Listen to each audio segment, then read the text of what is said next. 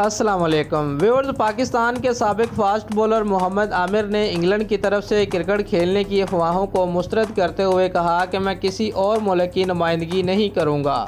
तफसीलात के मुताबिक अपने एक इंटरव्यू के दौरान 29 साल मोहम्मद आमिर ने इंग्लैंड की नुमाइंदगी करने की अफवाहों की सख्ती से तरदीद करते हुए कहा कि मैंने पाकिस्तान क्रिकेट से रिटायरमेंट ले ली है, लेकिन मैं किसी दूसरे मुल्क की नुमाइंदगी नहीं करूंगा।